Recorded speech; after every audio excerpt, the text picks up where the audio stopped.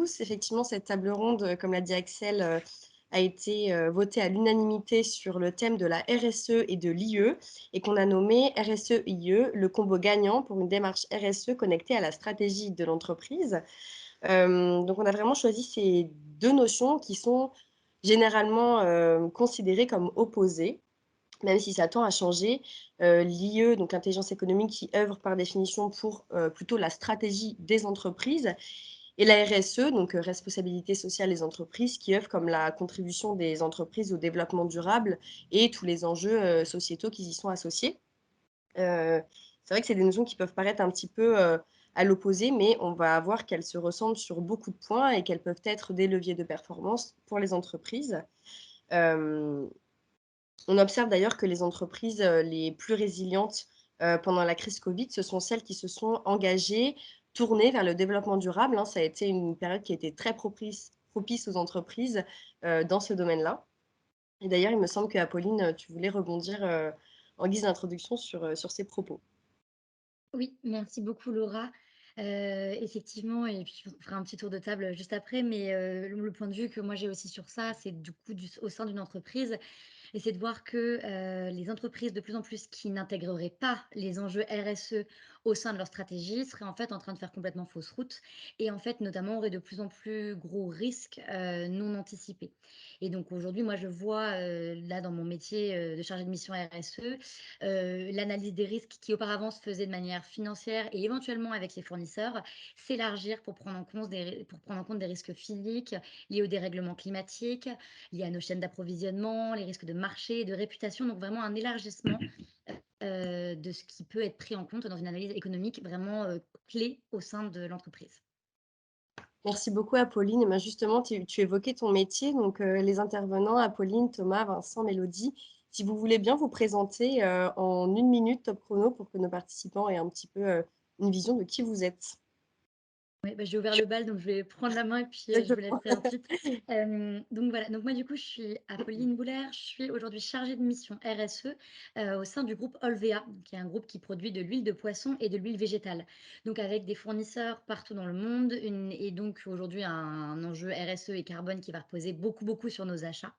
Qui est un groupe qui est une entreprise familiale et donc engagée depuis une centaine d'années, en fait, au sein du territoire, en Normandie à l'origine et de plus en plus, dans toutes ses activités. Et donc moi, mon rôle, ça va être de coordonner toute la stratégie RSE en lien avec le COMEX et donc la stratégie de l'entreprise, à ce niveau-là. Voilà pour la précision courte, et puis du coup, je vous laisse la main, Mélodie, Vincent ou Thomas. Merci Apolline, je prends le relais du coup, c'est Mélodie. Alors je m'excuse, j'ai pas ma webcam, j'ai un problème, elle bug depuis ce matin, je sais pas pourquoi. J'amène mon ordinateur demain matin au service informatique du groupe AFNOR. Donc Mélodie Merenda, moi je suis responsable de projet RSE, économie circulaire et finance responsable ISR pour le groupe AFNOR. Et je m'occupe pour le groupe AFNOR de développer et gérer toutes les solutions de diagnostic, pardon, de formation, d'évaluation et de labellisation sur tous les sujets de RSE, développement durable, économie circulaire et finance responsable. Voilà, et donc je suis très heureuse de participer à cette table ronde parce que, en effet, quand on parle d'intelligence économique et de RSE et développement durable, on va voir qu'on peut réellement parler de combo gagnant et qu'aujourd'hui, on peut plus vraiment, en tant qu'entreprise, faire sans ce combo gagnant et on va voir pourquoi, de manière pragmatique et opérationnelle pour que ça puisse parler à toutes et tous. Merci, Mélodie. Thomas, Vincent. Allez, par ordre d'apparition. Pardon, Vincent. Bonsoir, Thomas Pugelon. Moi, je suis co-directeur du pôle affaires publiques de Publicis Consultant, enfin, les affaires publiques qu'on appelle vulgairement du lobbying. Et du coup, j'interviens pour mes clients qui sont tous des entreprises privées sur 3 niveaux d'échelle qui sont l'Europe, auprès de la Commission européenne et du Parlement européen, niveau national français, auprès de l'Élysée, du gouvernement, du Parlement, des grandes administrations, et puis les collectivités locales, et les sujets RSE sont partie prenante de plus en plus de mes activités et l'intelligence économique qui fait partie du cœur de mon métier, en tant que conseil de mes clients. À tout de suite.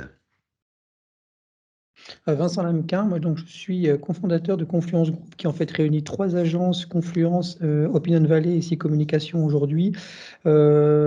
Confluence est à la fois une agence conseil en communication, c'est aussi un cabinet en affaires publiques et nous avons comme singularité aussi d'avoir un pôle dédié en intelligence économique qui est dirigé par l'un des grands experts de la chose dans notre beau pays, puisque Éric Delbecq est effectivement un théoricien et un praticien reconnu dans la matière et on a souhaité effectivement intégrer cette discipline parce que ça nous semble être un levier assez stratégique aujourd'hui dans les problématiques de communication d'influence et d'influence en général. Voilà. Eh bien, merci à tous les 4. Comme vous pouvez le voir, on a des intervenants de qualité et venant d'horizons totalement différents, ce qui va faire, on espère, la richesse de cette conférence. Je vais commencer avec la première question. Vous pouvez répondre de manière un petit peu spontanée à Pauline, Thomas, Vincent, Mélodie. Il n'y a pas d'ordre précis. Mais la première question, un petit peu générale, qui serait: la RSE est-elle réellement, un levier de performance? Qui veut se lancer? Alors, moi, Bah, je peux me lancer. je veux bien, si vous voulez, répondre à votre question, mais peut-être, tout d'abord, peut-être revenir un tout petit peu, puisque vous ne nous avez pas offert l'opportunité de le faire, sur le thème de votre conférence. Bien sûr. Parce que ça me semble intéressant d'en dire 2 mots, parce que ça éclaire aussi la réponse à la question que vous posez. En fait, il y a un proverbe africain qui dit que la poésie, c'est quand 2 mots se rencontrent pour la première fois. Ce qui est assez étonnant, finalement, c'est que ces 2 concepts que vous mettez sur la table se rencontrent assez peu souvent, finalement. Et c'est étonnant, pourquoi? Parce que finalement, la RSE, si on schématise, c'est quoi? Bah, c'est l'immixtion très massive de l'intérêt général dans la vie de l'entreprise. Et l'intelligence économique, c'est l'idée aussi que l'entreprise doit gérer ses intérêts particuliers et privés à l'aune de tout un tas de contextes plus ou moins complexes, qui soient concurrentiels, qui renvoient à des guerres un peu idéologiques sur des modèles à construire, etc. Et donc, on voit bien que finalement, se joue là une sorte de polarité assez stratégique dans la façon dont on doit gouverner aujourd'hui les entreprises, la gouvernance des entreprises. Parce que finalement, une entreprise qui serait totalement et exclusivement dans la RSE, dans l'intérêt général, mais en perdant aussi le sens de ses intérêts propres, elle pourrait ne pas durer très très longtemps et d'une certaine manière, son engagement pour l'intérêt général n'aurait pas beaucoup de valeur. Et à l'inverse, une entreprise qui serait totalement centrée uniquement de manière cynique sur une vision comme ça très agressive de son environnement et qui serait focalisée sur ses intérêts particuliers et qui en oublierait l'intérêt général, aurait beaucoup de mal à exister dans le monde actuel, vu le niveau de demande très fort qui existe dans la société, que ce soit du côté du collaborateur, du citoyen ou du consommateur vis-à-vis de ce qu'elle peut lui offrir. Donc je pense que c'est intéressant de voir que se joue là une tension intelligente pour que l'entreprise puisse effectivement tenir un peu les 2 bouts, les 2 ficelles de sa gouvernance. Et donc, pour en revenir à votre question, la seule chose qui, moi, me gêne toujours quand on formule une question peu ou prou comme celle-ci, c'est qu'on pourrait laisser penser à croire que finalement, la RSE n'est prise en compte par les entreprises que par une forme de cynisme, c'est-à-dire est-ce que ça va servir notre performance?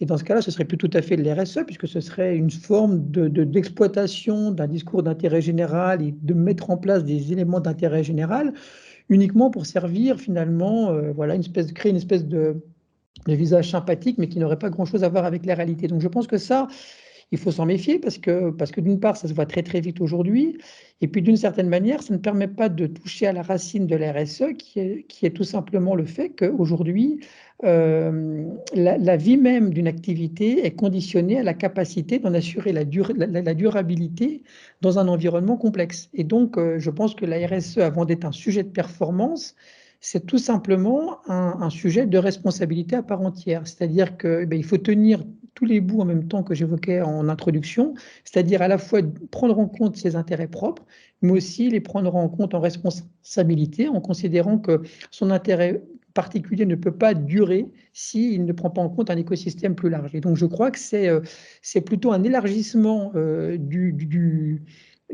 l'intelligence, on va dire, de l'entreprise dans son environnement large, et qu'elle ne peut pas ignorer ses externalités négatives, et qu'à ce titre-là, elle sert aussi bien sûr ses intérêts, mais elle le fait, j'ai envie de dire, avec sincérité. Et donc oui, ça sert la performance, mais c'est aussi un challenge. Et je crois que les RSE, c'est pas simplement aligner l'engagement, c'est aussi être capable derrière de mettre en face des actes. Voilà, mais j'ai été assez long, donc je laisse la parole à mes camarades.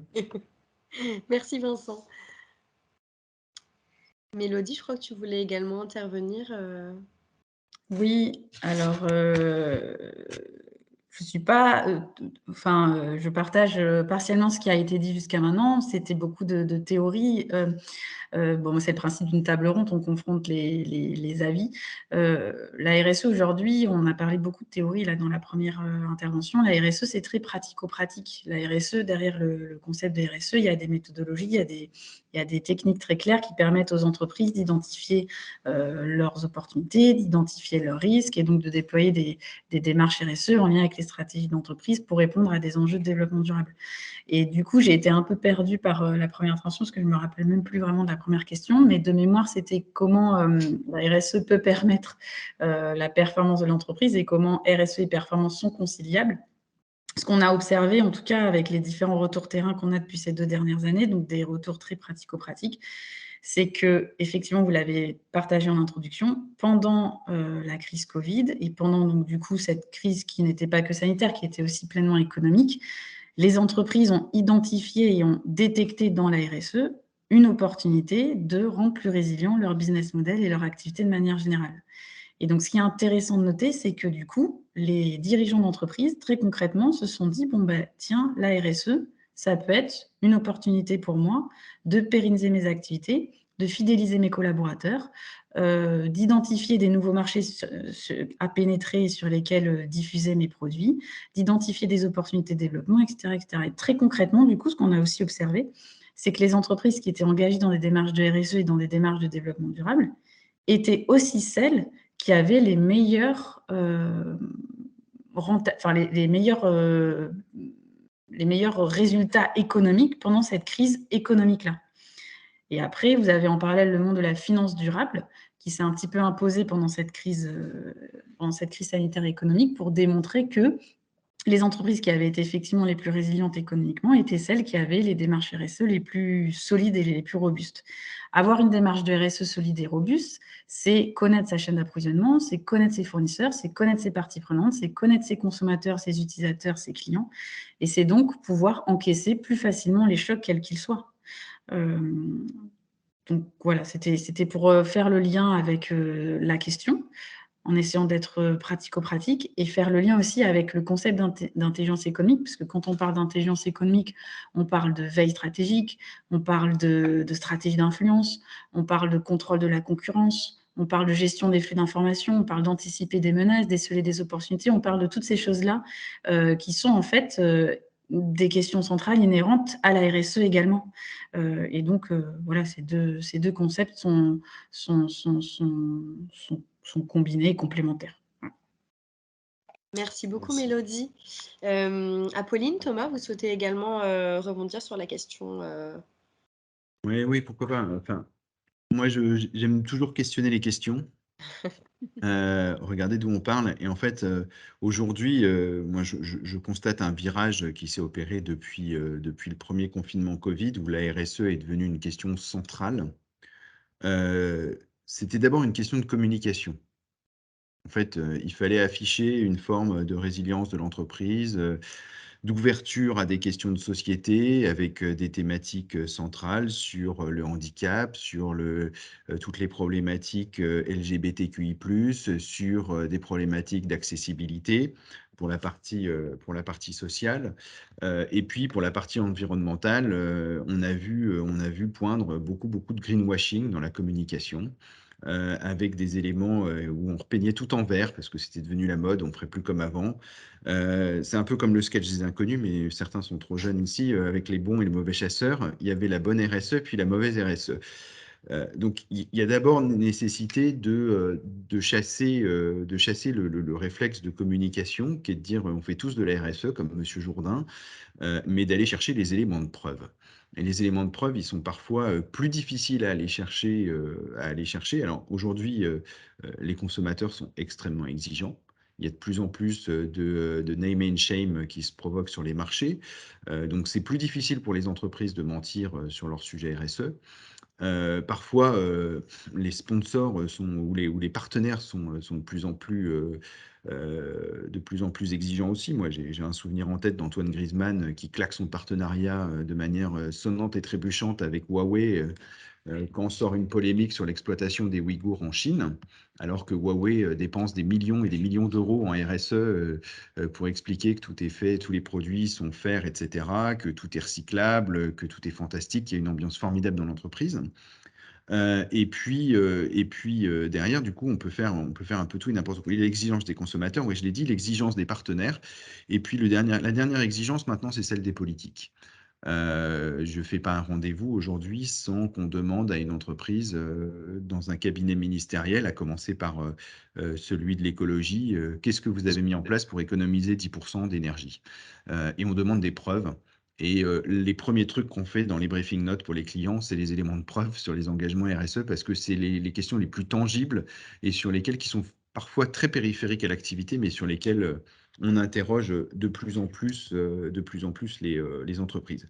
Le dernier aspect, c'est aussi les employés qui sont devenus exigeants. Moi, j'ai en tête 2 cas d'école. La promo des jeunes agros qui a dit qu'ils ne travailleraient pas auprès d'un certain nombre d'entreprises. Et puis la polémique toute récente sur l'implantation de LVMH sur le campus de Polytechnique. Donc il y a des entreprises qui sont de plus en plus soumises à critiques par les gens même qui vont travailler dedans ou qui ne veulent plus travailler dedans et qui sont du coup sommés de se transformer. Donc quand on est sommé de se transformer à la fois par les politiques, par les consommateurs et par de potentiels talents qui pourraient vous rejoindre, effectivement, je pense qu'on rentre dans une question de performance ou du moins d'acceptabilité et de durabilité de l'entreprise. Je vais ajouter, moi, un dernier point qui me manque toujours dans la RSE, c'est le T territorial. Et je pense que la première preuve qu'une entreprise peut apporter en matière de RSE, c'est son ancrage territorial. Je constate sur l'ensemble des marchés un certain nombre d'entreprises qui font assaut de RSE, mais qui changent de siège social tous les 3 ans, qu'en font construire un neuf, qui déménage parfois 3 kilomètres plus loin, puis à l'autre bout de la région parisienne ou ailleurs, mais d'abord pour des opportunités foncières. Alors, le bilan écologique de ça, il est catastrophique. Le bilan humain, il est aussi catastrophique parce que quand on déménage ne serait-ce que 10 kilomètres dans la région parisienne, pardon pour ceux qui sont provinciaux, mais ça peut être vrai aussi sur des grandes métropoles. Quand on demande à quelqu'un de traverser du matin au soir une métropole et de passer de l'autre côté, ben c'est la performance de l'entreprise, la productivité qui baisse, le moral qui baisse et à terme des talents qui s'en vont. Et surtout, une entreprise, elle a des responsabilités territoriales parce que quand elle s'implante, quand on fait construire une usine, c'est des réseaux à la fois d'électricité, d'eau, d'assainissement, de routes, avec une capacité formidable de l'entreprise en fait d'agir sur un territoire en créant de l'emploi si possible local, et puis d'interagir ensuite avec ce territoire pour créer une dynamique économique vertueuse. Voilà. Donc moi, la première preuve que je demande à mes clients de mettre en avant, c'est le territoire. C'est sans doute la plus ancienne dans les sujets RSE, mais c'est celle qu'on évoque le moins aujourd'hui. Merci Merci. beaucoup Thomas. Merci beaucoup. Et bah, du coup, moi, je vais compléter tout ça parce que, enfin, bah, du coup, c'est extrêmement intéressant d'avoir différents points de vue et parce qu'en fait, du coup, là, moi, ce dont je veux vous parler uniquement, mais c'est comment ça se passe dans une PME qui, du coup, aujourd'hui, moi, typiquement, ma boîte n'est toujours pas soumise à une quelconque réglementation de reporting, même de bilan carbone, hein. On n'est pas encore dedans. Là, c'est en train d'arriver, ça y est, hein, vous avez dû entendre parler là de la CSRD au niveau européen, mais en fait, pour l'instant, on est toujours dans cette zone, dans l'idée, on n'a pas de contraintes. C'est le cas d'énormément de PME, hein, qui représentent une grosse partie du territoire, et du tissu d'entreprise, enfin la grande majorité d'ailleurs. Et en fait, il y a effectivement cette question qui se pose, qui pour moi est plus récente. Avant, j'étais consultante en environnement, donc j'ai pu voir différents types de boîtes. Pour moi, c'est plus récent dans les plus petites structures. Les grands groupes se sont trouvés exposés très fortement. Dans le tissu des PME, c'est quand même devenu un peu plus récent et sauf qu'aujourd'hui, ça prend une place complètement centrale aussi, avec des niveaux de maturité et de prise en compte de ces enjeux qui vont extrêmement varier des gens qui composent l'entreprise. À ce niveau-là, de l'échelle, enfin voilà, nous on est 130, c'est une volonté des dirigeants où ça n'existe pas aujourd'hui comme démarche. Et effectivement, s'il y avait que la performance, pure et simplement, en fait, la démarche ne se serait pas engagée. Il y a beaucoup de cas où, en fait, on a quand même des gens, derrière qui portent une vision. Typiquement chez nous, bah, en fait, ça avait commencé par un ancrage territorial, au niveau du port de Fécamp parce qu'à l'origine, le hareng et donc la pêche et l'huile de foie de morue, venaient de là. Puis l'entreprise s'est développée par la suite, mais il y avait vraiment cette volonté d'ancrage. Et effectivement, il y a une envie et une compréhension du fait qu'aujourd'hui, la RSE, si c'était que de la communication, on n'avait pas quoi que ce soit et qu'il allait falloir aller chercher des garanties. Et ça, en parallèle, et là je rejoins ce que disait Mélodie tout à l'heure, c'est qu'en fait, il y a des normes quand même qui existent, il y a des cadres, et quand même on n'y est pas soumis, ça vient structurer l'ensemble. Et nous, de la part de nos clients, qui sont pour le coup des grands comptes, ça a été une demande de preuve. Parce qu'aujourd'hui, je trouve qu'un trou dans la raquette qu'on a quand on regarde ce qui se passe, c'est qu'on a des grandes promesses, notamment par des entreprises qui sont exposées, par exemple parce qu'elles vont être en B2C ou parce qu'elles vont avoir une image de marque, et qu'en fait, elles ont besoin de l'intégralité de leur chaîne de valeur. Et là, moi, je suis dans un cas d'entreprise qui est un maillon clé de la chaîne de valeur, c'est-à-dire qu'on est directement avec l'amont agricole ou de la pêche pour derrière des grandes entreprises. Donc c'est un maillon et on se rend compte qu'on a des demandes d'informations de plus en plus fortes.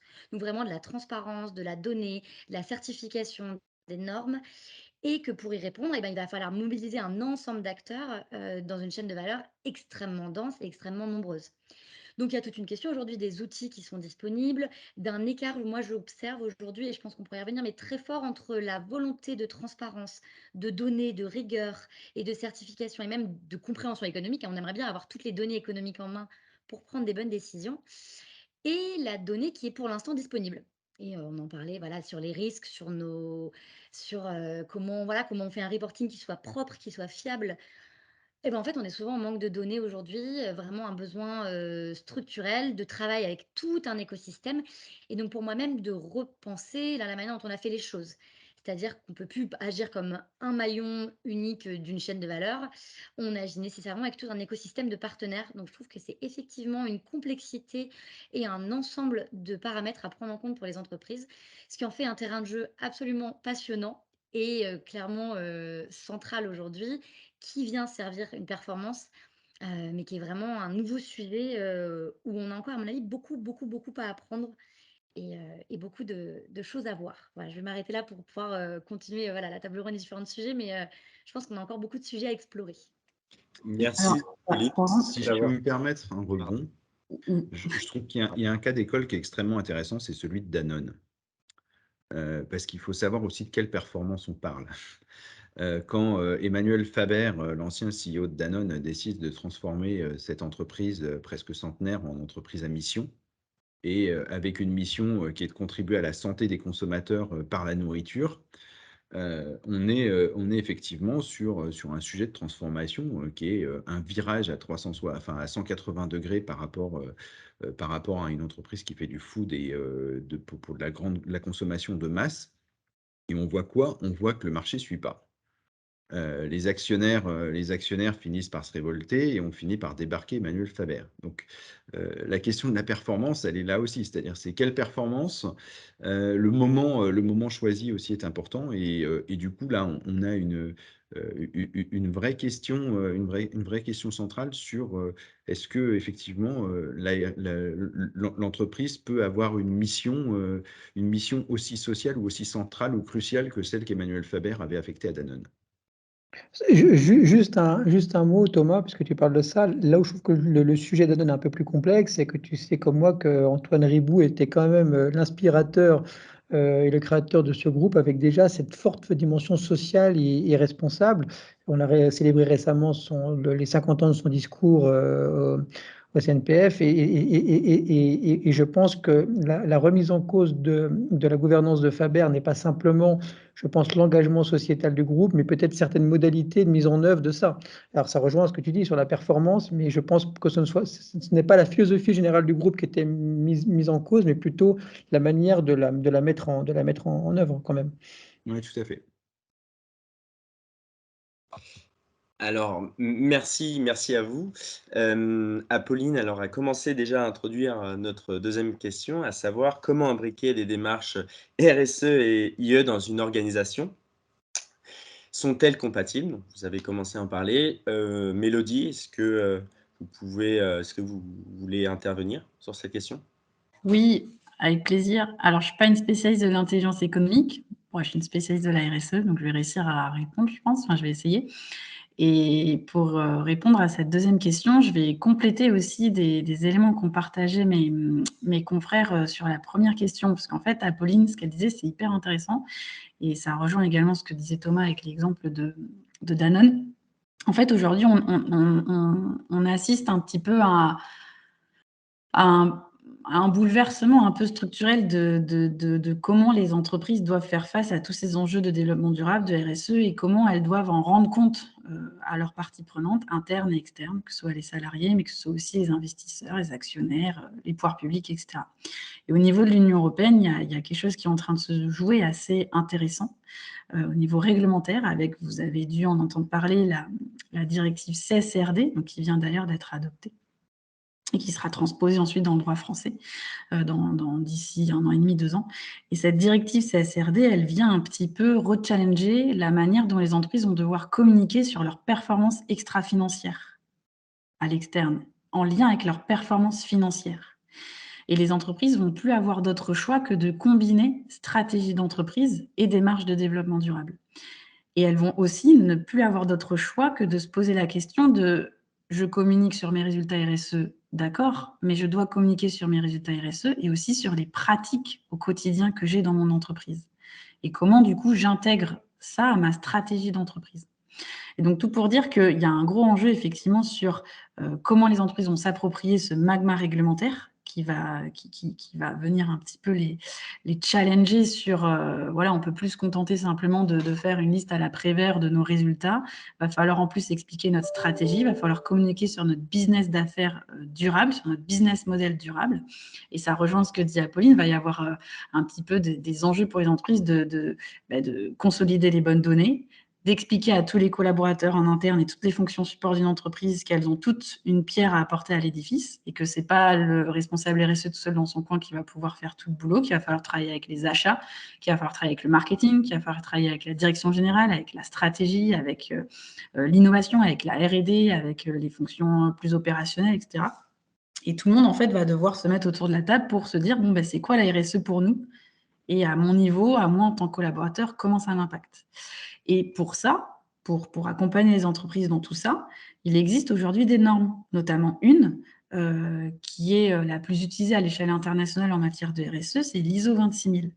Et l'ISO 26000 accompagne les entreprises à structurer leur démarche de RSE, déployer leur démarche de RSE et l'améliorer dans le temps en lien avec leur stratégie d'entreprise et leur business model et les impératifs qu'elles ont en termes de développement économique. Donc voilà, tout ça pour introduire un petit peu cette question 2, en fait. Comment imbriquer des démarches de RSE et d'intelligence économique dans une organisation? Sont-elles compatibles? Au-delà d'être compatibles, elles sont indispensables. Leur complémentarité, elle est indispensable. On ne peut plus aujourd'hui se poser la question de savoir comment on va évoluer dans un marché concurrentiel sans appréhender la RSE. On ne peut plus aujourd'hui se poser la question de savoir comment on va structurer sa veille stratégique, etc., concurrentielle, sans avoir en filigrane sa démarche de RSE. On ne peut plus en fait pratiquer d'intelligence économique sans avoir une approche de développement durable et de RSE. C'est plus possible à mon sens. Donc après, je pense que Apolline pourra nous faire un rec très opérationnel de comment elle voit ça dans son entreprise. Mais aujourd'hui, on ne peut plus déconnecter en fait des approches d'intelligence économique et de positionnement sur des marchés sans avoir une approche de développement durable et de RSE. Voilà. Et aujourd'hui, et c'est ce qu'a compris la CSRD et l'Union européenne, on ne peut plus faire de performance financière sans faire de performance extra-financière. Merci Mélodie. Vincent, souhaitez-vous rebondir sur les propos de Mélodie? Oui, parce que je pense qu'il y a effectivement il y a une notion charnière entre la RSE et l'IE qui est précisément la question des normes. Enfin, qu'on parle des normes volontaires, comme celles que représente l'AFNOR, ou des normes au sens plus générique du terme, qui intègrent aussi les contraintes réglementaires, légales, etc. Pourquoi? Parce qu'en fait, ce qui est très intéressant avec les normes, c'est qu'on voit bien qu'elles sont façonnées, les normes. Elles sont construites, elles engagent un jeu d'influence. Et c'est vrai que sur tous les grands sujets qui engage les RSE aujourd'hui, et si on prend l'un des sujets princeps qui préoccupe quand même majoritairement aujourd'hui la planète, qui est la problématique environnementale, que ce soit du point de vue de la décarbonation ou de la biodiversité, on voit bien qu'effectivement, fixer une norme, c'est imposer au collectif des règles du jeu, et c'est fixer des objectifs collectifs. Et donc, la question des normes, c'est très, très important parce que les normes, c'est à la fois des objectifs, mais c'est aussi derrière des valeurs, c'est aussi des principes. Et donc, la maîtrise des normes, c'est ce qui permet de piloter la RSE. Mais avoir le leadership sur les normes et la capacité d'imposer les normes, c'est aussi de l'intelligence économique, c'est aussi de l'influence. On voit bien qu'à l'échelle internationale, la capacité à imposer des normes, c'est aussi la question de la manière de pouvoir aussi imposer un leadership. En matière d'intelligence économique, on sait très bien que les États-Unis, par exemple, ont beaucoup utilisé l'extraterritorialité du droit américain pour défendre aussi leurs intérêts. Et donc, c'est aussi un enjeu de maîtrise de normes que la maîtrise du droit qu'on impose aux autres. Donc, je pense qu'effectivement, dans votre débat et sur la jonction entre RSE et intelligence économique, ce qui est très intéressant, c'est de voir effectivement que la construction des normes, c'est quelque chose de tout à fait stratégique, puisque c'est à la fois ce par quoi on arrive à définir des objectifs communs et à imposer au collectif des règles de bonne conduite sur des objectifs qu'on se donne et sur des sujets d'intérêt général, et en même temps façonner ces normes, c'est toujours quelque part une lutte, et comme les grands sujets aujourd'hui ont une dimension planétaire et l'environnement est emblématique de ça, on voit bien que la capacité à pouvoir imposer une norme et à définir un objectif autour de cette norme, c'est quelque chose qui est vraiment à la jonction des deux notions que vous interrogez aujourd'hui. Donc je pense qu'effectivement, autour de ça, il y a quelque chose de très intéressant, à mon avis, à comprendre. Oui, je suis assez d'accord avec ce que dit Vincent et en fait, je pense qu'il y a une partie qui échappe à l'entreprise. En fait, la production Oui, de normes, elle n'est pas produite par l'entreprise, exactement. elle est produite et aujourd'hui, il y a une vraie concurrence mondiale qui s'est mise en œuvre très rapidement sur des sujets, notamment de transition écologique. Après, on peut questionner ce qui est réellement écologique ou pas dedans, mais moi j'ai un secteur économique qui me vient tout de suite en tête, c'est celui de l'automobile où pendant, on est passé d'un marché qui était ultra dominé par les Japonais et les Américains, plus les Allemands sur de l'automobile à pétrole avec le diesel comme modèle, à tout d'un coup, on passe aux véhicules hybrides. Puis les Japonais sont revenus en arrière parce que finalement, le véhicule hybride ou la batterie est rechargeable, c'est économiquement pas viable. Puis tout d'un coup, on s'embraye dans la voiture électrique avec potentiellement un nouveau marché qui peut venir très vite, qui est celui de l'hydrogène. Le marché de l'électrique, on sent bien aujourd'hui qu'il y a une impulsion très forte donnée par la Commission européenne, par l'Union européenne, les États membres, pour devenir en fait un espèce de pionnier en la matière, avec une course de vitesse qui a été prise avec des gens américains qui s'appelaient Google Car, Apple Car et Tesla, qui eux sont les rois de la dérégulation et qui imposaient un système et leurs propres normes de manière un peu sous forme de hacking sauvage.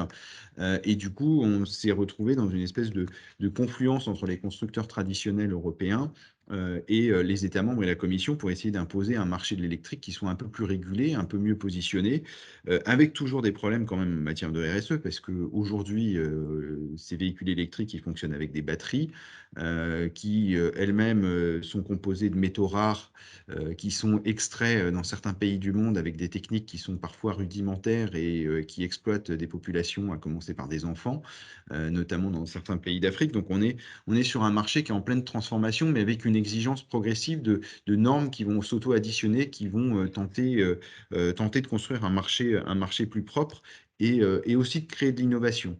Voilà, par exemple, Renault a décidé de se positionner en transformant son usine de Flins en usine de recyclage de voitures électriques qui n'existait pas aujourd'hui. C'est un modèle économique qui n'existe pas et a décidé de se positionner avec un avantage concurrentiel qui est de dire la voiture de demain, elle sera davantage recyclable. Et donc, il va falloir anticiper ces sujets de recyclabilité. Parfois, on fait des erreurs. C'est le cas notamment sur le marché de l'énergie où dans la construction du marché européen de l'énergie, le nucléaire était devenu sale, le nucléaire était devenu inacceptable et la France a pris un virage qui était d'arrêter le nucléaire. Aujourd'hui, on s'aperçoit quoi? On s'aperçoit qu'on ne peut plus s'en passer. Donc, on a des centrales qui sont vieillissantes, dont on n'a pas anticipé le renouvellement, parce qu'il n'était plus question de les renouveler. On a perdu un savoir-faire énorme en matière de ressources humaines sur la capacité à les entretenir, sur la capacité à en construire des nouvelles. aussi, qui fait que sur des métiers fondamentaux pour faire vivre une centrale nucléaire, à commencer par les soudeurs, il faut 3 ans de formation pour devenir opérationnel et on les a plus, ces ressources-là. Donc on se retrouve aujourd'hui dans une crise de modèle parce qu'à un moment donné, le politique a impulsé une direction qui n'était pas la bonne, construit des normes qui n'étaient pas les bonnes et finalement on se retrouve dans un marché qui est en pleine panade avec une crise énergétique européenne et une particularité française sur l'énergie nucléaire qui fait que potentiellement on va avoir une crise dans les années qui viennent sur notre propre modèle et notre capacité à le dépasser. Merci Thomas. Ouais. Et est-ce que, Apolline, tu voudrais illustrer peut-être avec un cas, Avec avec une plaisir. expérience? Oui. Et d'autant plus que là, le dernier point mentionné par Thomas, enfin, je trouve ça passionnant parce que, effectivement, on est confronté à des normes et heureusement qu'il y a des normes parce que sinon, globalement, on ferait n'importe quoi. On voit bien qu'il y a des sujets qui étaient complètement dérégulés et où les entreprises s'en donnent à cœur joie tant qu'on n'a pas de règles et de normes qui viennent très, très clairement derrière. Et en même temps, il y a des fois où effectivement, entre un cadre et une réalité terrain, on peut avoir des choses qui se retrouvent antinomiques. Aujourd'hui, en matière de transition, on peut avoir des cas de désalignement. Et là, moi, un exemple très précis avec lequel je viens de m'arracher les cheveux, c'est que en pleine période de sécheresse et de crise de l'eau, les entreprises de l'agroalimentaire, on a encore une règle, pour le coup française, qui fait qu'on n'a pas le droit de récupérer de l'eau de pluie et de la filtrer et de la dépolluer et de la réutiliser dans nos processus. C'est-à-dire qu'au niveau européen, on a le droit, en France, on n'a pas le droit. Donc nous, on se retrouve aujourd'hui avec des manques d'eau cruels et on a construit des systèmes de récupération d'eau parce qu'on s'est quand même dit qu'un jour, la réglementation allait changer. Mais donc on se retrouve avec des points qui sont, aujourd'hui des points, complètement bloquants ou des, ambitions très, très fortes et ça je pense qu'en fait c'est une bonne chose et qu'il faut pousser aujourd'hui, les entreprises à aller plus loin, mais que les moyens dont on dispose et là je parle vraiment, des PME et des ETI qui pour moi sont vraiment ce vivier où, il y en a plein qui ont encore pas du tout de personnes dédiées à la RSE, même de personnes qui vont travailler dessus, à part pour essayer de se prémunir des problèmes réglementaires. Et donc, on se retrouve du jour au lendemain, enfin pas du jour au lendemain, non, parce qu'en fait, ça fait quand même quelques années, mais on se retrouve quand même là avec une ambition croissante de reporting, juste de mise en cohérence, de mesures derrière, de collecte de nos données, de vérification. Est-ce qu'on est dans les clous? Est-ce qu'on a tous nos risques qui sont pris en compte? Est-ce qu'on va bien chercher les bonnes garanties? Et en fait, ce challenge global, qui aujourd'hui est clairement une montagne pour un ensemble, d'entreprises. J'ai la chance, moi, d'être dans une entreprise qui a pris le taureau par les cornes il y a déjà presque 10 ans, en fait. Mais je constate là que dans le tissu des PME normandes, des ETI normandes, c'est une, enfin, ça paraît une montagne à franchir et à gravir.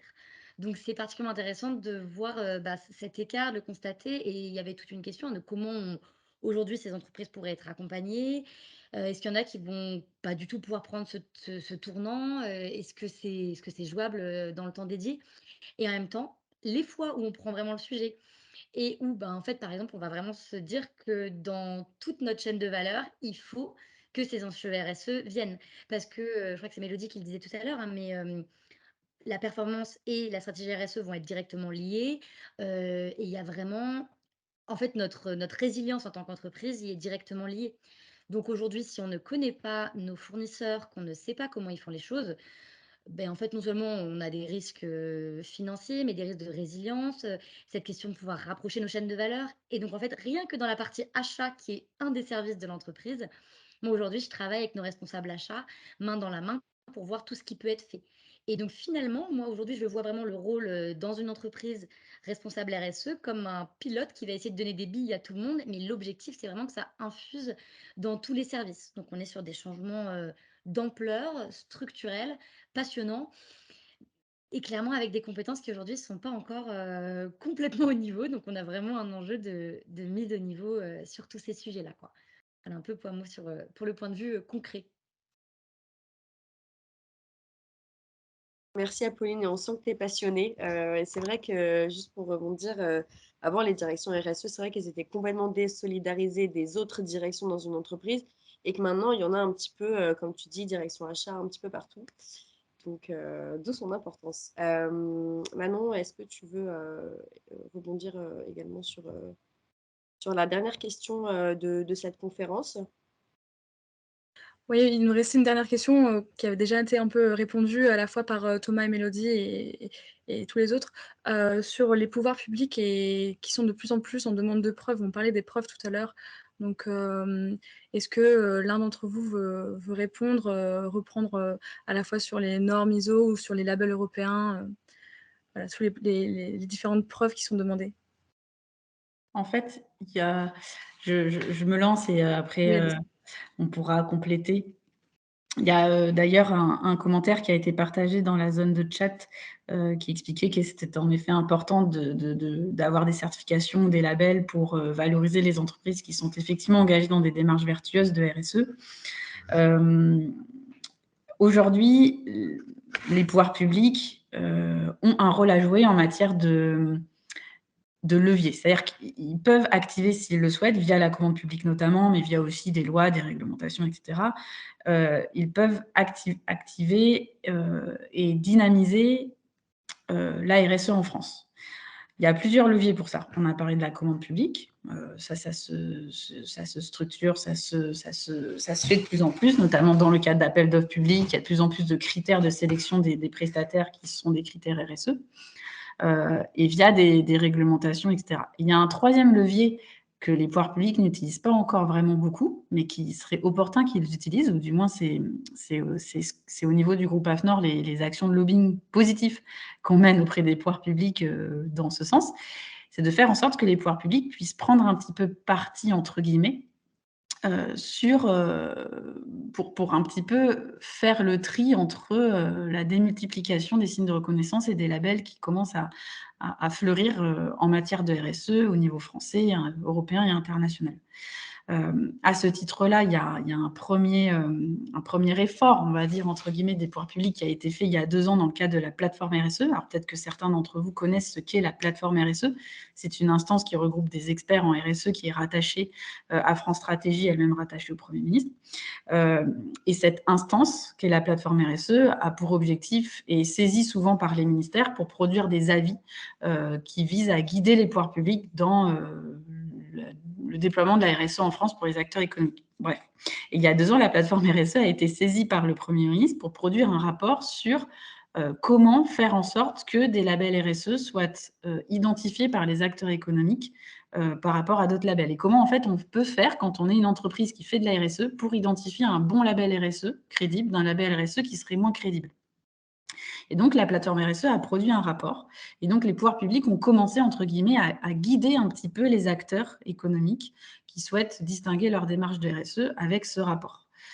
Et dans ce rapport, il y a 3 éléments qui sont intéressants à retenir et qui sont en fait les conseils que nous donnent les pouvoirs publics, les conseils que donnent les pouvoirs publics aux entreprises pour identifier des labels RSE crédibles, de labels RSE qui seraient moins crédibles. Parmi ces 3 critères, il y a le fait que le label RSE doit être délivré à une entreprise après avoir fait une évaluation sur site. C'est-à-dire qu'il y a un évaluateur qui vient sur site évaluer la démarche RSE de l'entreprise. Donc là, très rapidement, vous pouvez éliminer du coup de votre liste certains labels qui ne sont délivrés qu'après des évaluations en ligne, dont on parle de plus en plus d'ailleurs. Je n'en citerai pas parce que c'est pas le name and shame ce soir, mais on peut se poser la question de la crédibilité de certains dispositifs de labellisation aujourd'hui dont tout le monde parle.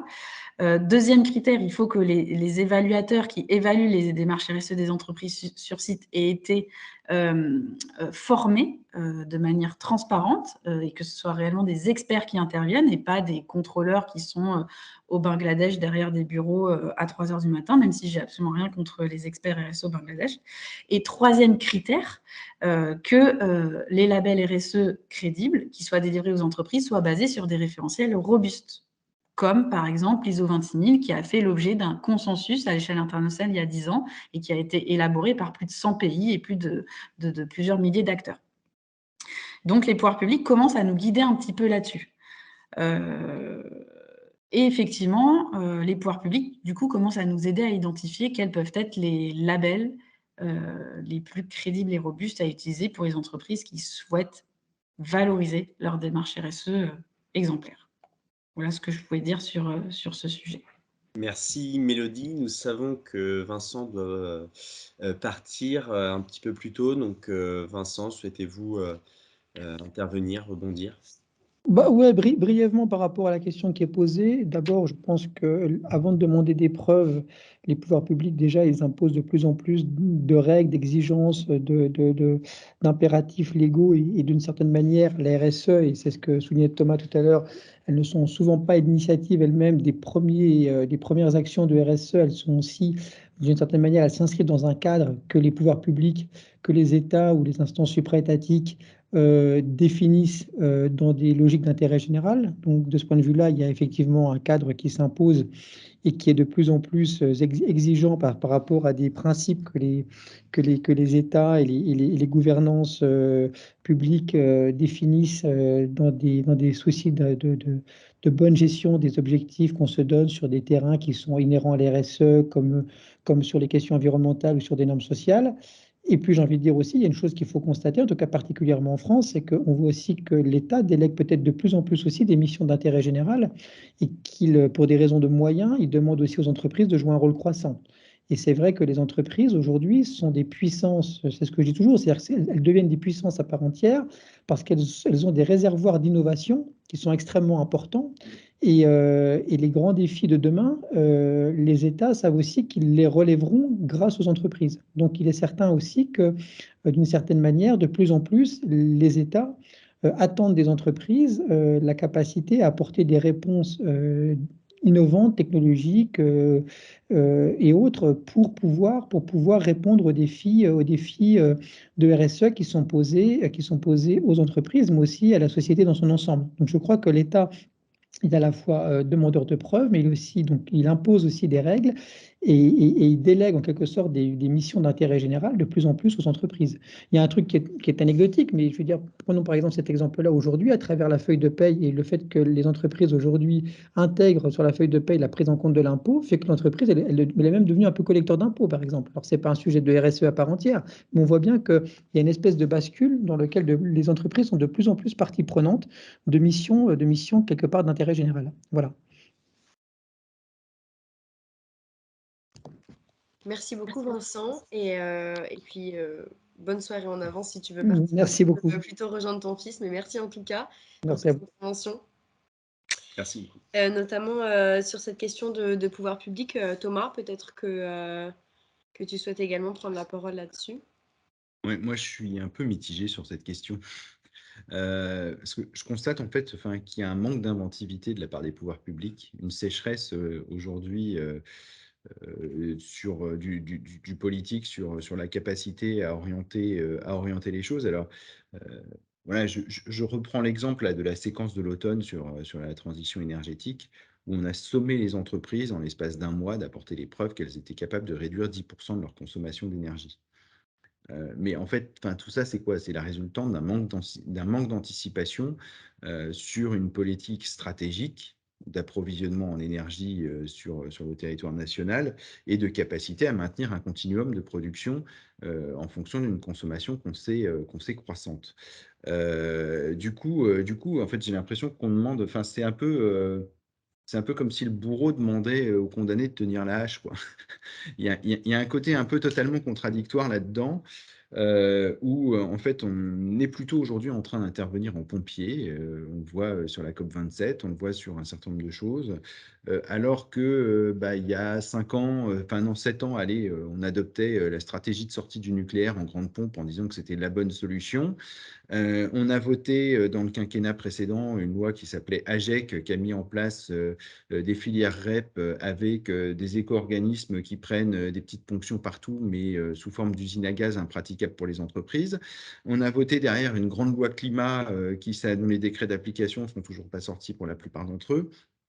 Mais derrière, on demande aux entreprises des preuves et en fait, on leur demande d'être de plus en plus proactifs parce que une des réalités, c'est que les pouvoirs publics sont bien en peine aujourd'hui d'être capables de définir une stratégie, puis surtout la bonne. Si peut-être que le meilleur exemple de ça, c'est la stratégie Covid, hein. C'est pas de la RSE, mais c'est un exemple de shadokisation de l'économie ou de l'intrication entre d'un côté les citoyens consommateurs, les scientifiques de l'autre, les entreprises et l'État dans une capacité à bien comprendre ce qui se passe, comment on doit faire et par où on doit aller. Et l'impression que donne l'urgence climatique aujourd'hui, c'est que On est un peu dans la panique, dans la pagaille, on ne sait pas très bien où aller. On parle de décarbonation, mais on invente des techniques qui ne sont pas forcément moins décarbonées, hein. Le bilan carbone d'une automobile électrique à la fin de sa vie, quand on tient en compte tous ses coûts de production, il n'est pas forcément meilleur que celui d'une automobile à pétrole. Donc on a juste déplacé le carbone de la consommation vers la production. Voilà. Donc on est effectivement en train de demander des preuves. Moi, je constate plutôt là-dessus une tendance qui est en fait la dépolitisation. Le politique a de moins en moins d'emprise, alors il produit des normes qui sont de moins en moins efficaces, des dispositifs dont l'objectif est de coûter le moins cher possible et d'être le moins utilisé possible quand c'est par exemple les aides aux particuliers sur les voitures électriques. Mais en fait, on fait juste de la communication. On fait plus de politique, on fait de la communication. Et on le voit aujourd'hui dans la difficulté à recréer un marché européen de l'énergie. Personne n'est d'accord. Il y a des grandes orientations stratégiques. Tout le monde boutique son truc dans son coin. Chacun, le nombre d'États membres qui sont sortis de la politique européenne de l'énergie pour y revenir, pour y re-rentrer, pour négocier tel truc, enfin, montre que, en fait, on a une vraie difficulté aujourd'hui qui est de faire de la stratégie et être capable de définir une vision de long terme. Tout va tellement trop vite. Les normes changent tous les 3 jours. On est pris sous le sceau de l'urgence climatique qui devient une espèce aussi de norme pour changer, mais à force de changer, en fait, plus rien ne change. Donc la question, elle est là, c'est comment est-ce qu'on retrouve la maîtrise du temps long et la maîtrise de la perspective et d'une stratégie de temps long qui n'oriente pas finalement, à quoi ça sert d'avoir toute automobile électrique en 2030 si le véhicule de l'avenir, c'est en 2040 le véhicule à hydrogène. Voilà, c'est la question, elle est là. Comment est-ce qu'on reprend le temps de faire de la projection, faire de la prospective, de faire de la stratégie et en fait, aujourd'hui, on ne fait que de la tactique et on s'adapte au jour le jour. Merci Thomas. Ça me donne envie de rebondir sur ça. Première chose, parce que moi, ma conviction, c'est que l'automobile de 2050, c'est le vélo. Donc, je pense qu'on a une réduction massive de notre capacité, enfin de nos déplacements en voiture. Mais s'il y a toujours des endroits où ce ne sera pas possible, mais je pense qu'on a vraiment une réduction très, très, très, très forte à conduire. Et qu'en fait, du coup, ce que je vois là derrière, c'est qu'en fait, quand on est dans une entreprise, on a un but qui est quand même le développement de l'entreprise. Et qu'aujourd'hui, ce soit compatible avec des questions RSE, c'est très clair. On arrive à avoir, des développements qui soient, plus ou moins propres, plus ou moins décarbonés, mais que la question qui devient épineuse et qui est là, carrément stratégique, ça va être, est-ce que je suis capable de changer de modèle, mais complètement? Et là, en fait, là, on touche un peu au nerf de la guerre parce qu'en fait, aujourd'hui, on le voit quand on commence à faire des stratégies de décarbonation et là, on n'est que sur le carbone, hein. On pourrait parler biodiversité, eau, ressources naturelles de manière globale, mais on n'est que sur le carbone. On se dit: «OK, je vais prendre une trajectoire qui est compatible avec les acteurs de Paris», hein. Donc là, aujourd'hui, on suit, des initiatives, mais en gros, globalement, on va chiffrer nos émissions de réduction, tous les ans. Et en fait, moi, j'adore faire ça dans les entreprises. Avant, je faisais ça en tant que consultante, maintenant dans une entreprise. C'est que quand on fait l'exercice, on se rend compte que nos projections sur l'efficacité énergétique et sur des actions par-ci par-là claires, mais de réduction des émissions, bah, ça va probablement pas suffire. Et qu'en fait, à l'horizon 2050, il faut vraiment repenser complètement nos activités. Il va peut-être falloir que nous, dans nos achats, on choisisse certaines filières plutôt que d'autres. Qu'on abandonne aujourd'hui des filières qui sont très, très, très rentables, mais qui ont un impact carbone pas du tout. En tout cas, moi, je n'aurais pas choisi ça si j'étais là. Alors du coup, c'est toute la question et je pense qu'on a vraiment un modèle, dans l'entreprise et que cette question du business model forte, elle nécessite un temps long. Elle nécessite aussi une indépendance et une marge de manœuvre et ça, c'est loin d'être facile. Aujourd'hui, on peut, quand on est, dans une PME, par exemple, nous, ouais, une PME familiale, donc les actionnaires, c'est encore la famille. Donc aujourd'hui, ils ont une marge de manœuvre beaucoup plus grande. C'est pas pareil pour tout le monde. Il y a clairement des niveaux d'entreprise, des niveaux d'action. Mais il y a vraiment pour moi une question qui est clé, hein, non seulement mesurer sa performance, voir ce qui pourrait être fait mieux, mesurer ses risques, mais donc foncièrement, repenser au business model, de manière très, très forte. Puis je vois un petit une réponse dans le chat parce que la question du vélo, elle fait toujours, la question. Moi aujourd'hui j'habite Fécamp et je suis en zone rurale, donc en fait je fais 30 kilomètres le matin, 30 kilomètres le soir en vélo. Donc j'ai pas de voiture, donc effectivement, c'est une vision qui est souvent mise en avant par des gens qui sont citadins et quand je dis ça, c'est volontairement provocateur. On ne pourra pas faire disparaître la voiture dans l'ensemble de la France et il y a clairement des zones rurales où on n'est pas du tout à la mesure de faire ça Il y a des zones rurales où je pense qu'on a des infrastructures qui sont en train d'être mises en place et on va pouvoir changer ça. Et ensuite, il y a clairement une vision de citadin à mener, mais de manière très, très, très, très forte, parce qu'il y a plein de citadins qui font encore leur voiture tous les jours. Donc je pense que ça sert à rien de se taper dessus entre voiture, vélo, tout ça, et j'ai volontairement provoqué. Mais je pense que c'est encore une fois une réflexion modèle, c'est-à-dire qu'une entreprise d'automobile, elle peut pas envisager que le futur, ce soit le vélo. Donc forcément, dans son business model qui est au cœur d'elle, de sa stratégie, on va avoir des choses qui vont être d'aller plus de performance, plus de développement. Même quand c'est un développement vert, on va forcément avoir des points. Et donc aujourd'hui, je suis convaincue qu'il y a des entreprises qui vont disparaître ou complètement se transformer, d'autres qui vont prospérer, mais qu'en fait, on aura vraiment des changements qui vont toucher au cœur et au business model des entreprises.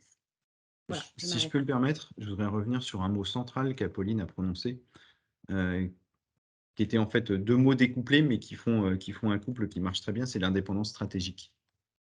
En fait, la question RSE et intelligence économique, aujourd'hui, elle marche si on est capable d'assurer l'indépendance stratégique. Et l'indépendance stratégique, on l'a vu pendant le Covid, hein. Euh, L'Europe était en panne de masques, l'Europe était à la traîne sur les vaccins, l'Europe et la France aussi en particulier, parce qu'on avait notamment sur les vaccins un géant mondial qui s'appelle Sanofi, qui n'a pas été capable de produire un vaccin français. On est potentiellement sur l'hiver sur une crise du Doliprane parce qu'il est plus produit en France et donc on serait plus approvisionné. Donc c'est posé à la fois une question sur recherche fondamentale, recherche appliquée, capacité de production, capacité d'acheminement et puis distribution sur les marchés. On le voit aujourd'hui aussi sur la question centrale de l'énergie, hein. Le continent européen est plus en pointe, par exemple, que les États-Unis sur la transition énergétique. Mais voilà, on n'est pas capable aujourd'hui, on est dans une espèce de phase de tâtonnement où on n'a pas une stratégie globale et on n'est pas capable de s'adapter, d'avoir une vision claire des pouvoirs publics de comment on assure l'indépendance stratégique de l'Europe en matière d'énergie et comment on assure la capacité des marchés à la fois pour les entreprises et pour les particuliers à faire en sorte que l'ensemble de l'économie puisse fonctionner dans des bonnes conditions de manière à créer de la croissance. Il y avait un autre sujet qui fonctionnait comme ça aussi, c'était les télécoms. On avait un géant français des télécoms qui s'appelait, j'en ai même oublié son nom, qui était en Bretagne, là, à Lannion, mais qui a été racheté, vendu à la découpe. Aujourd'hui, la vraie difficulté des États-Unis, c'est quoi? C'est qu'ils sont super forts avec des entreprises comme Google qui maîtrisent tout l'usage des réseaux, mais ils sont très mauvais sur les réseaux. Ils ont plus de fournisseurs et d'équipementiers sur les réseaux fixes et mobiles, donc ils sont très dépendants de l'étranger. Ils ont plus d'autonomie stratégique sur les réseaux. On l'a vu notamment au moment où Trump était président. Il y a eu une espèce de guerre pour interdire Huawei de la 5G. Trump a banni Huawei des équipements 5G possibles et donc a demandé à tous ses partenaires économiques, stratégiques, diplomatiques de faire de même. Il y avait 2 manières de faire, quoi. Soit on mettait le paquet en R&D pour recréer des champions américains et européens en matière de 5G pour rattraper le retard, soit on mettait des bâtons dans les roues à Huawei pour lui faire prendre, pour l'empêcher de continuer à avoir de l'avance technologique sur voilà. Et là, on est bien sur des sujets où aujourd'hui toute l'innovation, toute la capacité à déployer une économie décarbonée, elle dépend de secteurs hyper stratégiques sur lesquels on est encore balbutiant en termes d'orientation et de capacité à produire de la sécurité, de l'autonomie et de l'indépendance pour les entreprises qui veulent innover. Merci beaucoup Thomas. On arrive à 1 heure des échanges. Je vois qu'il y a des questions dans le chat. Peut-être on peut parcourir un petit peu. Alors, du coup, je pense qu'on va remonter chronologiquement au début des échanges. Mais je vois notamment une question de Sébastien. Alors Sébastien, je la lis, mais n'hésite pas à la compléter, hein, si tu veux, n'hésite pas à me couper. Donc il disait: «La RSE est effectivement un outil de communication discutable et discuté dans bien des grosses entreprises. N'est-elle pas surtout un appui de la performance au sens de la marque employeur et capacité à embarquer ses salariés?» Alors on en parlait un petit peu au début des échanges. Peut-être que Mélodie, il me semble que tu avais abordé cette question-là. Est-ce que tu voudrais compléter?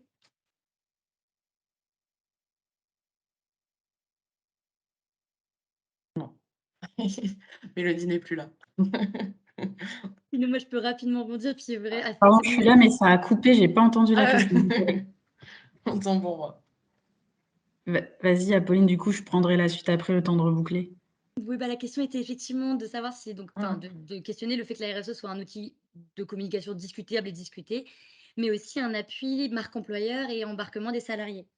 Et oui, oui, oui, c'est clair qu'aujourd'hui il y a il y a l'attractivité qui vient avec, c'est en termes de enfin, c'est une question qui est posée de plus en plus, par, les gens qu'on recrute, par, enfin, par les jeunes et moins jeunes, en fait, hein. D'ailleurs, on voit que c'est vraiment, de manière très transversale, mais qu'aujourd'hui, le fait de pouvoir justifier d'une démarche RSE et qu'en plus se faire challenger dessus, c'est-à-dire qu'en entretien, non seulement, avoir une plaquette RSE, c'est important, mais être capable de répondre à des questions concrètes, c'est essentiel et dans tout type de poste. Donc, c'est vraiment quelque chose, qui devient important.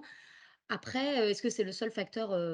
C'est sûr que non, mais il y a vraiment une demande de plus en plus en termes de marque employeur et ça, je pense que les entreprises ont quand même plutôt bien, compris, mais ce qui est la raison pour laquelle certaines pouvaient potentiellement s'arrêter à de la communication en se disant: «Mon marque employeur, c'est top, client, c'est top» et en fait, aujourd'hui, on voit bien qu'il faut aller plus loin pour que ce soit crédible et les attentes, que ce soit de société civile, des États, des partenaires, enfin de tout le monde, en fait, se sont renforcées.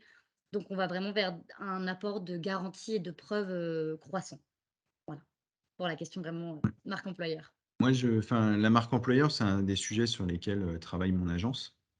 Donc, on a une expertise dans la matière et c'est vrai qu'aujourd'hui, c'est un vrai questionnement pour un grand nombre d'entreprises parce qu'elles s'aperçoivent qu'elles n'ont plus la capacité d'embarquer des talents. Les polytechniciens viennent plus, les HEC et les sorties d'école économique viennent plus, les ingénieurs viennent plus. Et en fait, plus l'entreprise est grosse et moins elle attire de talents. Il y a une demande très très forte de responsabilité en tout début de carrière qui est difficilement compatible avec des grosses entreprises en silo.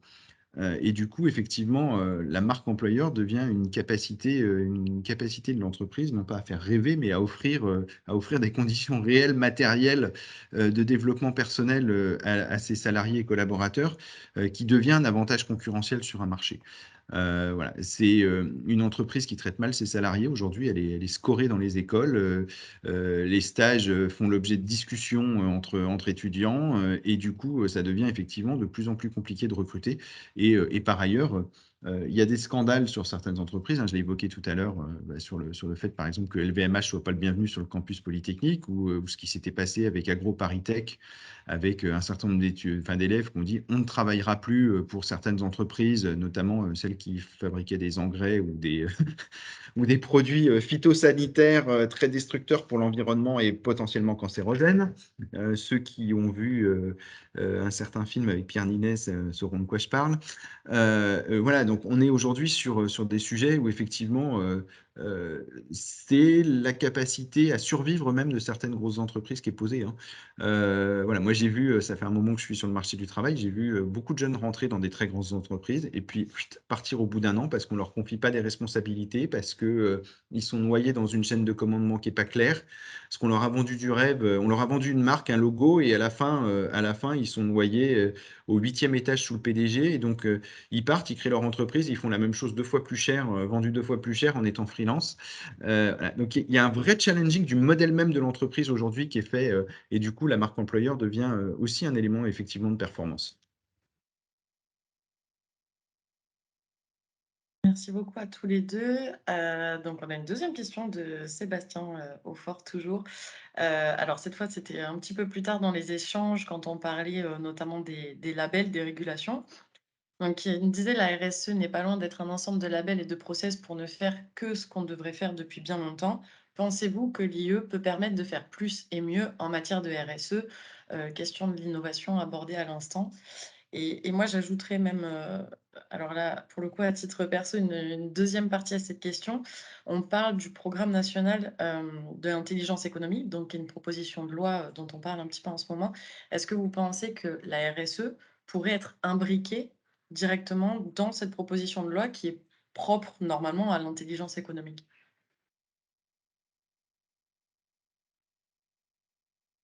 Je sais pas qui veut se là, je suis peut-être allée un petit peu loin dans ma question. Alors, le lobbyiste que je suis dit, il faut voir le contenu de la proposition de loi pour pas faire un cavalier législatif. Hop, j'ai botté en touche. Alors, ouais, c'était pour le coup, c'est Non, mais effectivement, l'intelligence économique peut faire mieux, enfin, peut permettre de faire mieux et plus en matière de RSE. D'abord parce que on a des techniques qui évoluent. Voilà, en matière de construction notamment, moi je le vois avec mes différents clients sur des projets ponctuels sur lesquels je travaille, ils sont très très challengés par la concurrence.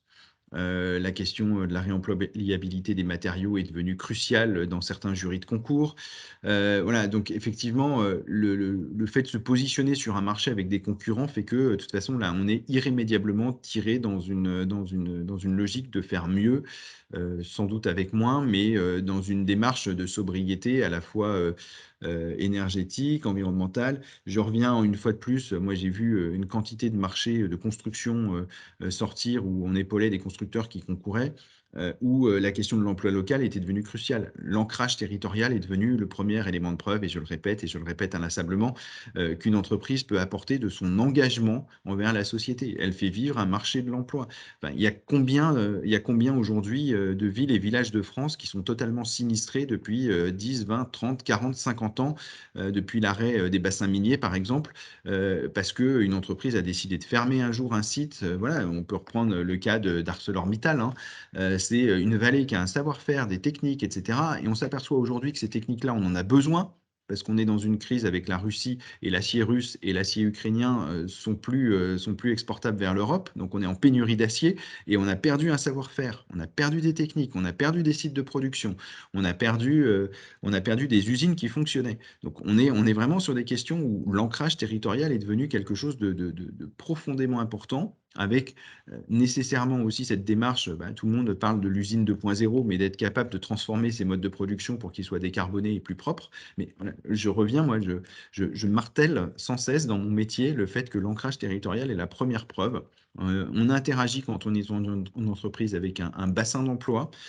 Quand on a une usine de 1850 personnes, on fait vivre des boulangers, des charcutiers, un centre commercial, on nourrit, enfin, on implique derrière des services publics comme des écoles, comme voilà, potentiellement des écoles de formation en amont. Donc, il y a tout un écosystème.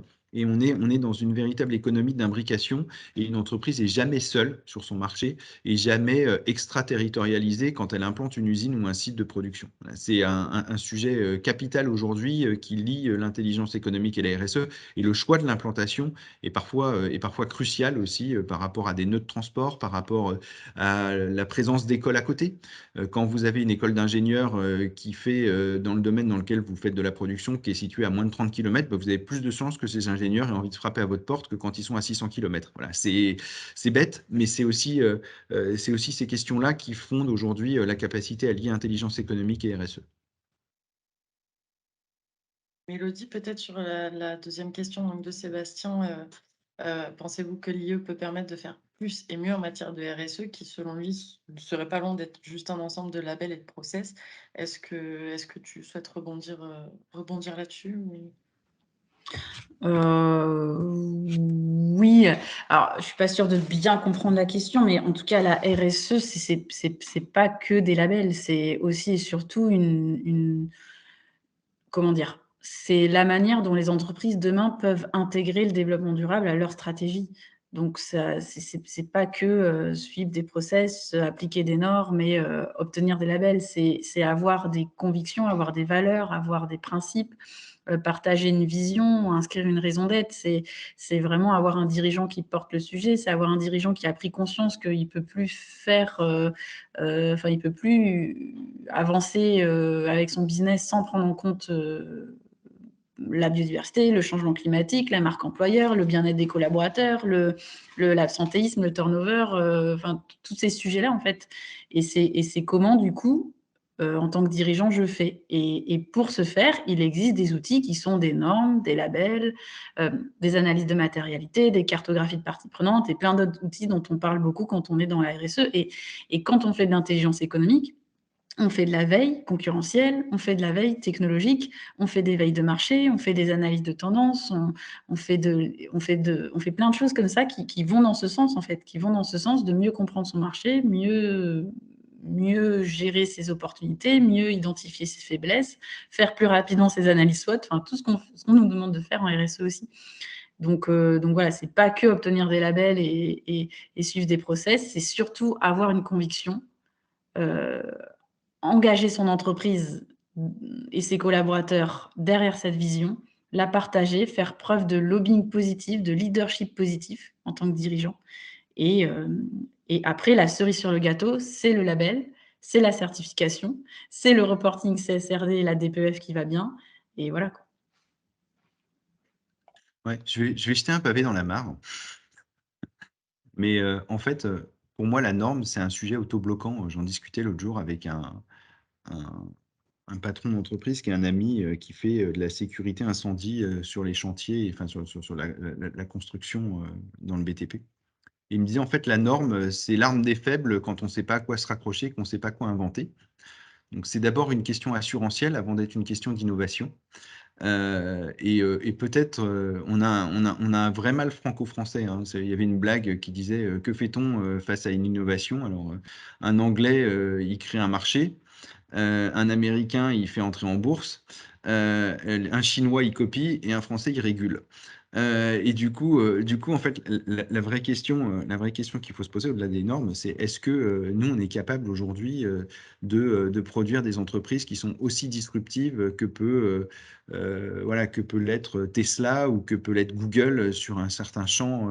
Moi, j'ai rencontré une petite start-up que je rêvais d'accompagner. Malheureusement, elle a choisi un concurrent qui fabriquait des pierres composites à partir des déchets en sortie de centres de recyclage, donc tenus par Veolia, Suez, Séché Environnement, etc. Et en fait, il fallait juste qu'ils puissent plugger leurs machines sur les centres de recyclage. Et derrière, leurs machines, leurs unités de production, elles ressortaient des cailloux sous forme de granulats qui peuvent être utilisés en sous-couche de route, qui peuvent être injectés maintenant dans du béton. Voilà. La seule difficulté pour eux, c'est qu'il fallait qu'ils aient des autorisations d'IPCE par les préfectures, et chaque préfecture doit délivrer, ICPE, pardon, doit délivrer sa propre autorisation. Et donc, ça fait 1 an qu'ils essayent de déployer dans des centres de production de déchets le truc, et ils n'y arrivent pas parce qu'ils sont contraints par des normes. Voilà, donc on a un sujet franco-français qui n'est pas suffisamment ouvrir la porte à l'innovation, de pas suffisamment faire confiance non plus aux entreprises dans leur capacité à inventer des process, à inventer des choses, parce que c'est pas encore breveté, parce que c'est pas normé. Voilà, on voit bien. Je vais reprendre un autre exemple bête, hein, qui est la voiture autonome. On se fera déborder à un moment donné par le marché américain parce qu'on a mis tellement de normes en Europe sur la conduite, sur les questions d'assurance, sur les questions de responsabilité, sur les questions de nanana, qu'au final, on a des constructeurs français et européens qui arrêtent de travailler sur le sujet parce qu'ils pensent qu'il n'y a plus de marché. Donc, le jour où ce sera vraiment prêt, on verra des véhicules étrangers débarquer, puis on aura 6 ans pour s'adapter ou couler ou disparaître. Voilà. Donc, moi, je questionne toujours la norme, d'où elle est produite, pourquoi elle est produite, quelle est sa finalité, et puis qu'est-ce qu'elle empêche de faire aussi. Voilà. Alors, je me permets de rebondir parce que c'est hyper intéressant ce que vous dites, enfin ce que tu dis, si on se tutoie. On peut se tutoyer. Oui, on se tutoie, on peut. Ça marche, avec plaisir. Il faut savoir qu'une norme, alors souvent, il y a alors on pourrait en parler encore jusqu'à minuit, 1 heure, mais je pense qu'on a tous des occupations après, mais du coup, je vais essayer de faire très court en 2 minutes. C'est mon challenge. En fait, il y a souvent un énorme quiproquo, et je suis désolée de ne pas mettre la webcam, je sais que c'est pas cool, donc, et puis moi, j'aurais préféré la mettre aussi. Il y a un énorme quiproquo souvent qui est fait entre normes et réglementation. Toutes les normes dont on parle, enfin du moins, moi, quand je parle de normes, je parle de normes volontaires. Et les normes volontaires, celles pour lesquelles AFNOR Normalisation travaille et élabore, ce n'est pas AFNOR Normalisation qui les élabore pour se faire plaisir. On les élabore à la demande des acteurs du marché. Et toutes les normes volontaires sont élaborées de manière consensuelle avec un collectif d'acteurs qui représentent, en théorie et de la manière la plus exhaustive possible, l'ensemble des attentes et des besoins du marché. Et quand je dis le marché, si je prends l'exemple, par exemple, de l'ISO 26000. L'ISO 26000, elle n'a pas été rédigée par AFNOR Normalisation tout seul dans son coin et par 2-3 chefs de projet salariés du groupe. Elle a été rédigée par plus de 100 pays, plus de 400 acteurs, l'OIT, l'ONU, l'OMS, l'OCDE, la GRI, le Global Compact, enfin tout un tas d'acteurs qui ont, et puis des pays, des chercheurs, des entreprises, voilà. Et donc toutes les normes volontaires sont coélaborées par le marché et pour le marché. Et en général, tous les sujets de normes qui font aujourd'hui l'objet de rédaction de nouvelles normes proviennent d'un besoin du marché. Si je prends l'exemple de l'économie circulaire, parce que tu donnais, Thomas, un exemple très, très concret en fait, d'une récupération de déchets, en fait, ça, c'est de l'économie circulaire. Si je prends l'exemple de l'économie circulaire, l'ADEME a donné une définition, il y a 5-6 ans maintenant, de ce qu'est l'économie circulaire. Et la France, au niveau normatif, a repris cette définition et est en train de porter à l'échelle de l'ISO une future norme ISO internationale sur l'économie circulaire. Et il y a de réels enjeux derrière la normalisation qui sont de porter à l'échelle internationale l'expertise de la France en la matière. Si je prends l'exemple de l'économie circulaire, et c'était la même chose sur la RSE il y a 10 ans, les Chinois, les Australiens, les Américains, ils ont voulu saisir avant la France l'ISO pour écrire une norme internationale de l'économie circulaire qui reprenait leur vision. Et leur vision de l'économie circulaire, c'était hyper moins ambitieux que la nôtre. Les Chinois, pour eux, faire de l'économie circulaire, c'est trier ses déchets. Pour nous, l'économie circulaire, c'est faire des achats responsables, c'est faire de l'éco-conception, c'est faire de l'écologie industrielle et territoriale, c'est faire de l'économie de la fonctionnalité, et c'est in fine gérer ces déchets. Et du coup, derrière la normalisation, il y a un enjeu extrêmement important d'asseoir l'expertise industrielle française à l'échelle internationale et de porter ce leadership. Et sur des sujets de développement durable comme la biodiversité, comme l'économie circulaire, comme la RSE, comme le reporting extra-financier, les Français sont en avance de phase. Et quand je dis les Français, ce n'est pas nous, AFNOR Normalisation, c'est les entreprises françaises sont en avance de phase et doivent comprendre qu'utiliser la normalisation et l'outil normatif, c'est pour elles l'opportunité de demain d'asseoir à l'échelle internationale leur leadership. Et derrière la normalisation, et c'est là qu'on rejoint aussi des enjeux d'intelligence économique, derrière la normalisation, il y a des enjeux de veille stratégique et de positionnement international de l'expertise française. C'est bien d'avoir fait cette différence entre réglementation et normalisation Oui, autoportée. Ouais. On est d'accord, et c'est ce qui permet d'ailleurs qu'on communique ce soir sur un réseau Internet qui fonctionne de manière internationale parce qu'il a été normé de manière volontaire. Et pour la petite anecdote, parce que c'est très important et ça rejoint ce qu'on se dit, 99% des normes sont d'application volontaire. Et seuls 1% sont d'application obligatoire, c'est lorsqu'elles sont citées dans des lois. C'est ça la grande différence. Et c'est ce qu'il faut qu'on retienne pour arrêter de faire ce quiproquo qui me dérange beaucoup entre réglementation et normalisation volontaire. Mais c'est là où, du coup, on a un sujet sur les pouvoirs publics, hein, c'est davantage faire confiance, enfin, je reviens sur ça, faire davantage confiance, puisque c'était la question 3, faire davantage confiance aux entreprises, aux fédérations professionnelles, pour être capable de s'auto-organiser et d'être capable d'apporter des preuves qui finissent par se transformer par normes, parce qu'elles ont la pratique, elles ont l'expérience. Moi, je passe mon temps à accompagner des clients devant des ministères pour dénoncer des mesures à la con qui sont, pardon du terme, hein, mais qui sont des trucs de très bonnes intentions où on enfonce des portes ouvertes et à la fin, c'est inapplicable. Voilà, moi, j'avais un client qui se retrouvait sur ses produits avec 6 REP différentes à l'issue de la loi AGEC, 6 éco-organismes différents, 6 modalités de prélèvement différents, alors qu'il était volontaire pour faire du mieux, qu'il avait mis en place des trucs en mieux disant, y compris dans sa politique d'achat, et qui se retrouve à devoir immobiliser un temps fou en matière de SI, à devoir embaucher des gens pour mettre en place le truc, et ça lui rapporte 0 économiquement pendant l'année de transition, avec une mesure qui devait être applicable au 1er janvier 2022 et qu'il n'était toujours pas concrètement parce que les éco-organismes ne s'étaient pas mis d'accord en août, quoi. Voilà. Donc c'est le sujet où la puissance publique aujourd'hui, elle manque d'intelligence parce qu'elle manque aussi d'expertise. C'est un sujet. C'est ce que j'allais dire. Je n'osais pas le dire, mais c'est toi qui l'as dit.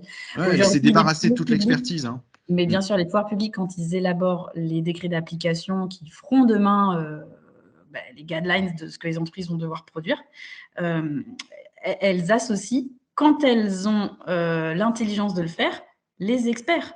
Parce qu'eux-mêmes ne sont pas experts.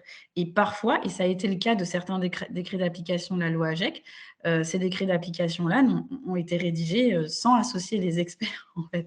Et du coup, on en arrive un petit peu à des aberrations du type sur l'indice de réparabilité, de durabilité et tous ces trucs qui aujourd'hui perdent un petit peu les industriels, alors même que ça devait rendre service aux consommateurs et aux industriels. Moi, j'ai un exemple très précis à vous citer quand je travaillais à l'époque chez un opérateur téléphonique avec un carré rouge, où en fait, l'État s'est débarrassé de toute son expertise économique et d'ingénierie pour organiser le marché des télécoms, l'a confié à l'Arcep, qui est l'autorité de régulation des communications électroniques et des postes, et l'Arcep se retrouve à tout faire, c'est-à-dire la prospective, l'analyse de marché, la régulation du marché et la sanction.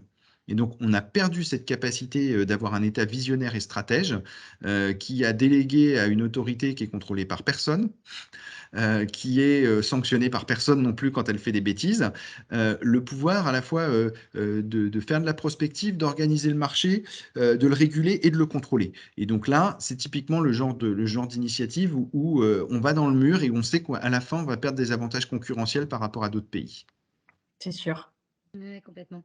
Et Et si je peux parfois, compléter du avec un coup, petit ouais. point, ouais, pour rebondir, parce que c'était toujours sur les normes et les réglementations, et cette distinction était super intéressante. Et moi, une des questions que je me pose là aujourd'hui, c'est que, en fait, les normes, ça a pu être, ça, moi, typiquement, ça a été extrêmement structurant. À partir du moment où elles sont volontaires, ça a vraiment permis de savoir quelles pouvaient être les références attendues et comment on a une démarche crédible. Et clairement, le fait d'avoir des gens qui se sont posé la question, qui ont formalisé ça, c'est un vrai outil. Et c'est vraiment en faveur d'une plus grande transparence et du coup d'une démarche plus robuste. Et en plus, on a d'un côté où là, quand ça devient aussi des réglementations, en matière d'environnement, heureusement qu'on a en fait des réglementations parce qu'il y a du coup plein de fois où ça freine ça freine, probablement pas mal d'innovations et en même temps, on voit qu'il y a encore plein d'entreprises qui aujourd'hui se retrouvent, en justice ou en tout cas qui ont pas du tout respecté, ce qui était un peu le b.a.-ba et donc on se dit que même le seuil qui est fixé très bas aujourd'hui et qu'on aurait envie de faire grandir, en fait, c'est vraiment un encadrement. Et c'est tout pour moi cet équilibre qui est pas du tout simple. Je suis pas sûre qu'aujourd'hui on ait trouvé vraiment le modèle viable entre nos pouvoirs publics et les entreprises. Comment on garde d'un côté l'innovation tout en vérifiant qu'il y ait clairement pas des entreprises qui fassent n'importe quoi et aujourd'hui qui compromettent l'existence des générations futures de notre planète ou même en matière sociale. Et c'est vraiment cet équilibre que je trouve pas simple du tout et où on a vraiment des niveaux de maturité, des niveaux d'avancement, des niveaux d'innovation très différents et je pense qu'on a une vraie réflexion à avoir sur ça, parce qu'aujourd'hui, on n'a pas un modèle qui est au soutien de l'innovation et en même temps qui est pas assez ambitieux en matière d'environnement. Donc je pense qu'on est vraiment dans un truc, où on a besoin d'intelligence pour le faire évoluer justement, quoi. Merci beaucoup pour vos réponses. Je vois que la statistique, sur la norme, volontaire a fait réagir. Oui.